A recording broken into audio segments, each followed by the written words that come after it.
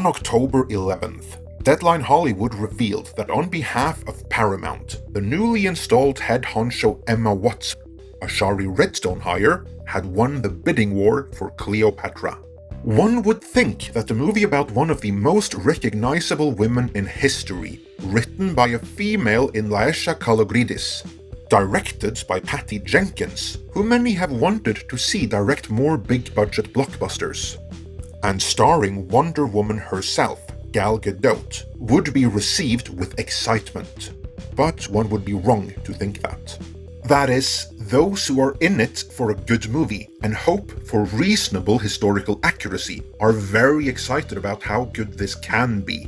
But then you have those who feel the need to display how progressive, liberal, inclusive, and responsible they are, and they blew a collective gasket.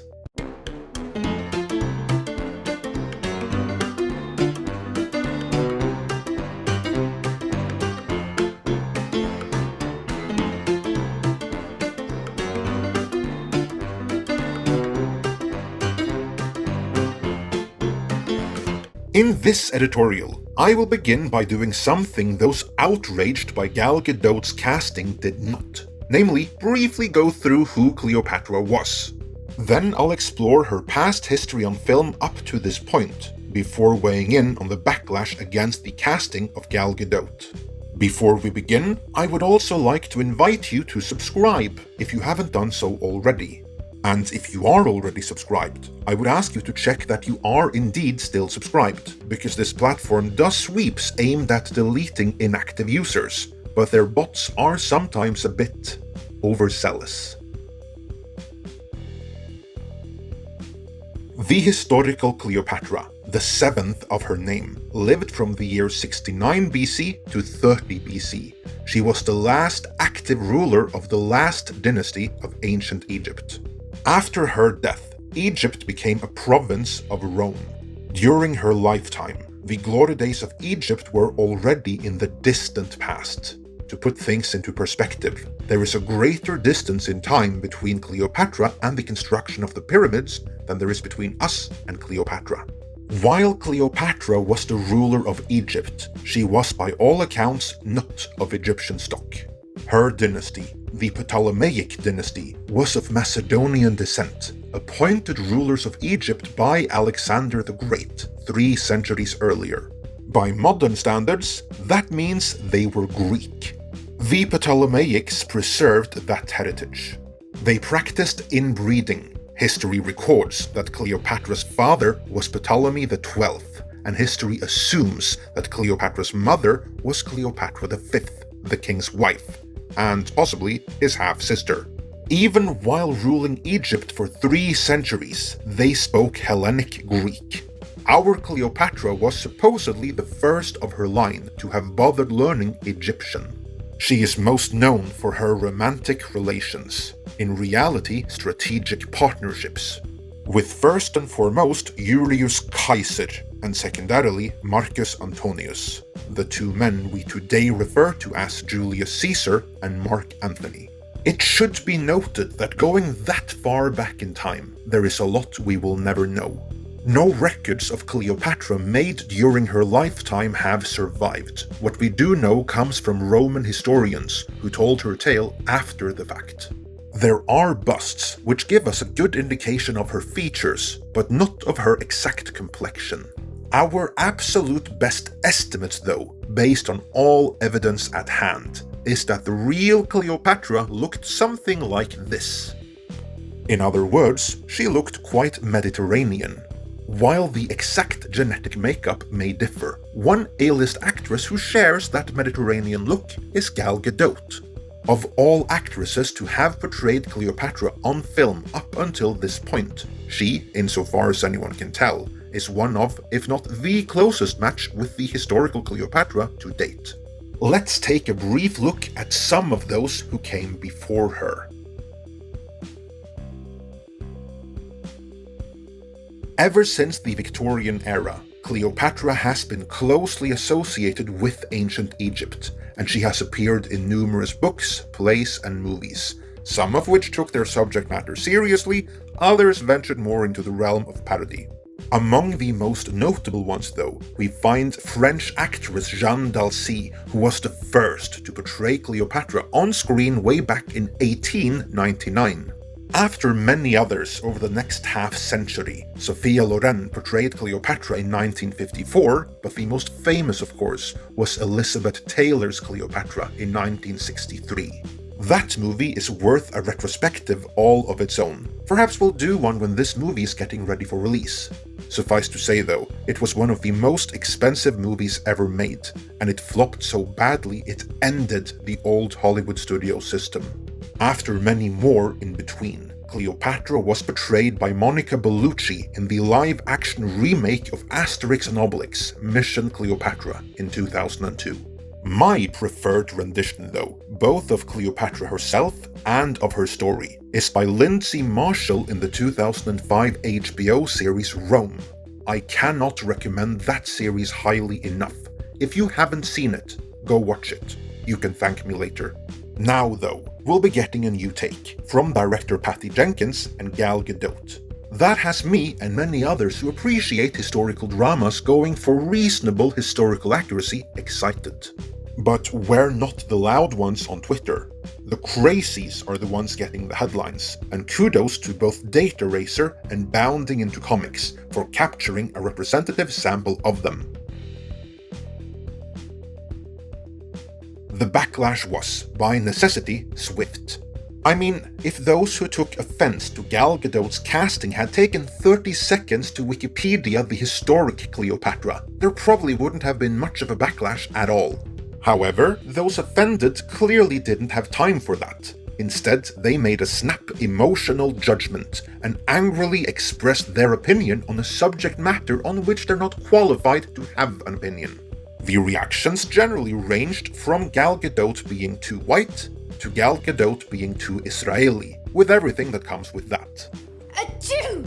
In general, those who complain about the former would rather see a black actress take on the role, while those complaining about the latter would rather see an Arab actress cast instead.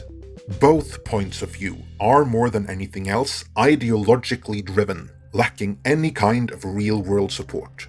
We can clearly see this even outside the Twitter sphere. On October 14th, The Guardian published an editorial titled "Gal Gadot as Cleopatra is a backward step for Hollywood representation." In it, the author begrudgingly admits that Gal Gadot is a better choice than either Angelina Jolie or Lady Gaga, both of whom were attached to earlier iterations of the movie that never got off the ground. But she's still too white, says The Guardian, and definitely too Israeli, which appears to be the real sticking point. The editorial then goes on to say, "In recent years, historians such as Hilke Thur of the Austrian Academy of Sciences have questioned the long-held belief that Cleopatra VII was white. Scholars agree that there's no doubt that Cleo was Macedonian Greek on her father Ptolemy XII's side, potentially Persian or Syrian too. But because the ethnic origin of her mother remains unverified, it has strengthened the idea that the Egyptian ruler was of mixed heritage. The mother of Cleopatra has been suggested to have been from the family of the priests of Memphis. Betsy M. Bryan and Alexander Badawi, professor of Egyptian art and archaeology at Johns Hopkins University, told Newsweek.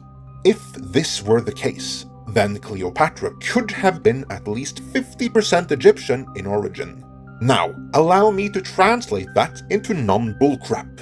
People with an agenda have latched onto the earlier referenced fact that we are pretty sure that Cleopatra's mother was Cleopatra V, but not 100% sure. That tiny bit of uncertainty allows them to conjecture that Cleopatra's mother could have been a local Egyptian woman from the priesthood. Of course, it could equally well have been another Greek woman brought in straight from Macedonia, or someone else in the Ptolemaic household. But since this is all conjecture anyway, it makes for much better headlines to conjecture that if Cleopatra V is not the mother, and that's a leap right there, then it might have been an Egyptian woman instead, because that's the only scenario which ends with Cleopatra being only half Greek. Those hoping for Cleopatra being black as in African American, according to one, are still out of luck though, as there is no help to find in even this article. There probably was some interbreeding with the locals here and there, I'm not saying otherwise, but Egypt is in North Africa, not Sub-Saharan Africa. Even the most biased of researchers acknowledge that while not impossible, any interbreeding with black people is unlikely to have happened. On a similar note, Cleopatra was not an Arab, and any interbreeding with Arabs is also unlikely to have happened, because the Arab invasion of Africa, including Egypt, didn't happen until nearly 700 years later. The majority population of Egypt today is indeed Arab, but they are predominantly the descendants of the invaders. The modern-day Egyptians who most directly descend from the ancient Egyptians are the Coptic minority. So, what does this all boil down to?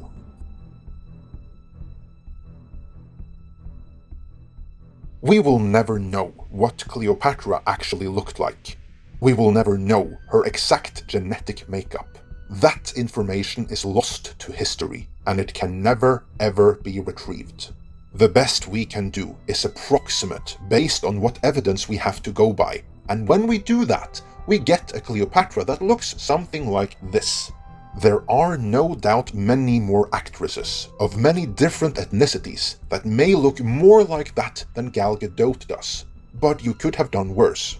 If anything, the complaint shouldn't be that she's too white, but that she's too pretty, although that is prone to happen in biopics.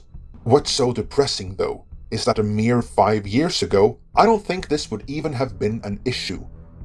Today though, people have been driven to a frenzy, and people like the ones behind that Guardian article and the crazies on Twitter are very much to blame for it. And they are not concerned with facts, only snap judgments, feelings and ideology. That path leads nowhere good. As for the movie itself, the backlash takes away from what could be a great movie for no real reason. I hope Paramount will stand by their conviction and not cave in to the pressure from the Twitterati, because however loud they may be, Twitter is not reality. Most people have more important stuff to deal with than throwing a hissy fit over a Mediterranean-looking actress playing a Mediterranean-looking historical figure. But I'd bet they would want to see a Cleopatra movie starring Gal Gadot if it showed up in their recommended feed on Netflix or on HBO Max. As usual, be sure to like and help share this video if you felt it was good enough for that. And in either event, let me know your thoughts on all of this in the comments.